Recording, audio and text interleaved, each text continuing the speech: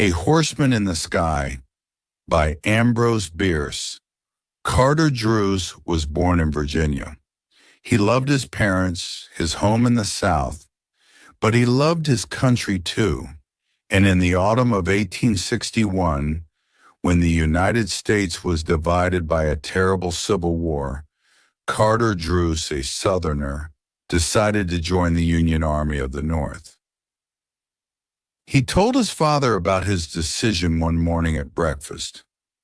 The older man looked at his only son for a moment, too shocked to speak. Then he said, "As of this moment, you are a traitor to the South. Please don't tell your mother about your decision. She is sick, and we both know she has only a few weeks to live."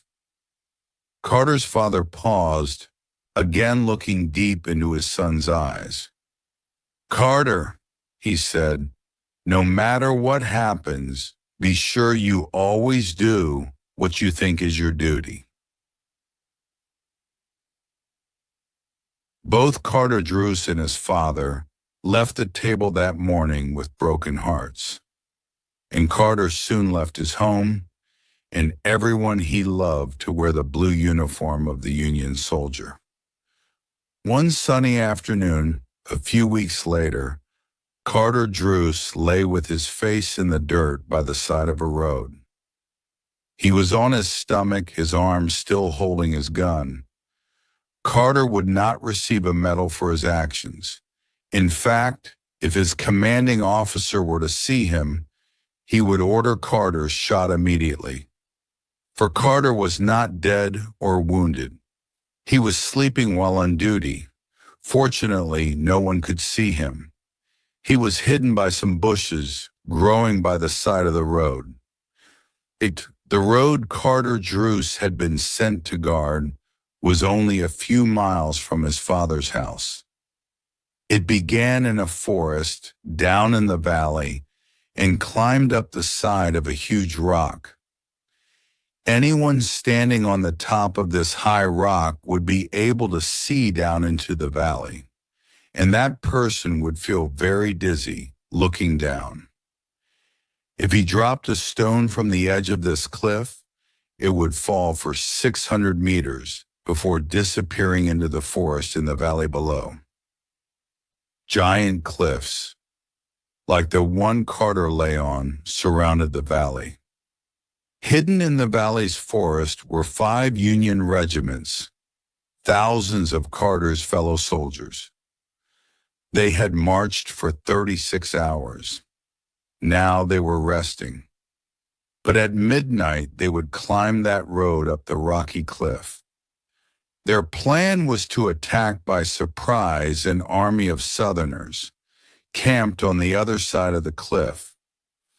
But if their enemy learned about the Union Army hiding in the forest, the soldiers would find themselves in a trap with no escape. That was why Carter Drews had been sent to guard the road. It was his duty to be sure that no enemy soldier, dressed in gray, spied on the valley where the Union Army was hiding. But Carter Drews had fallen asleep. Suddenly, as if a messenger of fate came to touch him on the shoulder, the young man opened his eyes. As he lifted his head, he saw a man on horseback standing on the huge, rocky cliff that looked down into the valley. The rider and his horse stood so still that they seemed made of stone.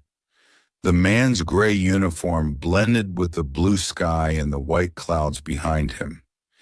He held a gun in his right hand and the horse's reins in the other. Carter could not see the man's face because the rider was looking down into the valley. But the man and his horse seemed to be of heroic, almost gigantic size, standing there motionless against the sky.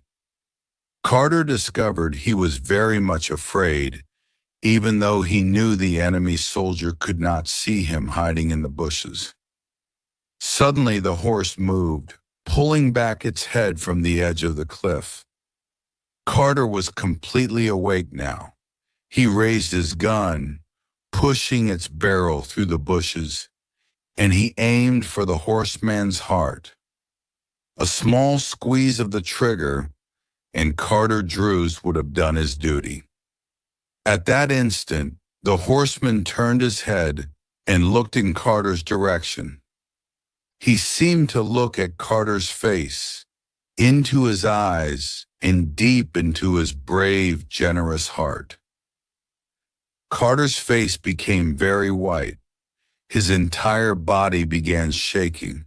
His mind began to race, and in his fantasy the horse and rider became black figures, rising and falling in slow circles against a fiery red sky. Carter did not pull the trigger.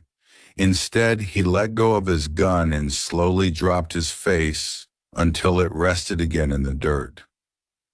Brave and strong as he was, Carter almost fainted from the shock of what he had seen.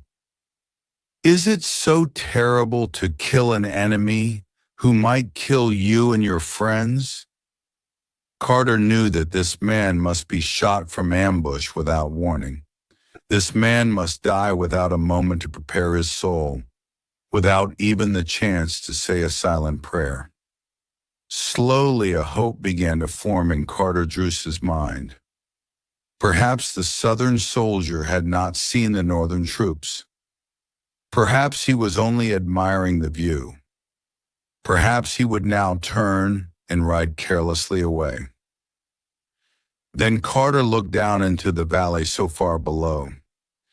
He saw a line of men in blue uniforms and their horses, slowly leaving the protection of the forest.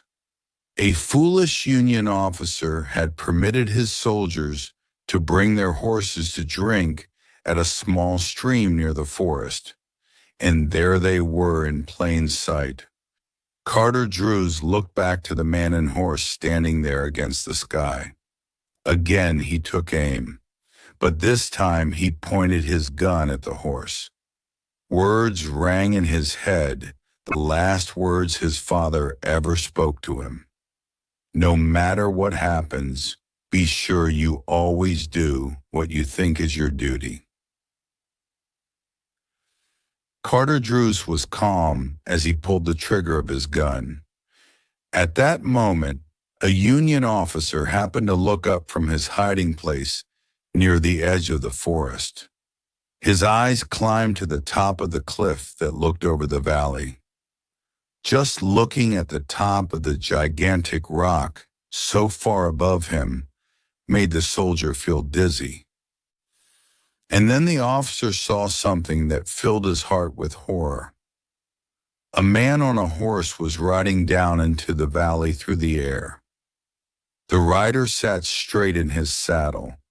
His hair streamed back, waving in the wind. His left hand held his horse's reins, while his right hand was hidden in the cloud of the horse's mane. The horse looked as if it were galloping across the earth. Its body was proud and noble. As the frightened Union officer watched this horseman in the sky, he almost believed he was witnessing a messenger from heaven, a messenger who had come to announce the end of the world. The officer's legs grew weak, and he fell. At almost the same instant, he heard a crashing sound in the trees. The sound died without an echo, and all was silent. The officer got to his feet, still shaking. He went back to his camp, but he didn't tell anyone what he had seen. He knew no one would ever believe him. Soon after firing his gun, Carter Drews was joined by a Union sergeant. Carter did not turn his head as the sergeant kneeled beside him. "Did you fire?" the sergeant whispered. "Yes." "At what?" "A horse. It was on that rock. It's not there now. It went over the cliff." Carter's face was white, but he showed no other sign of emotion. The sergeant did not understand. "See here, Druce," he said after a moment's silence. "Why are you making this into a mystery? I order you to report. Was there anyone on the horse?" "Yes." "Who?" "My father."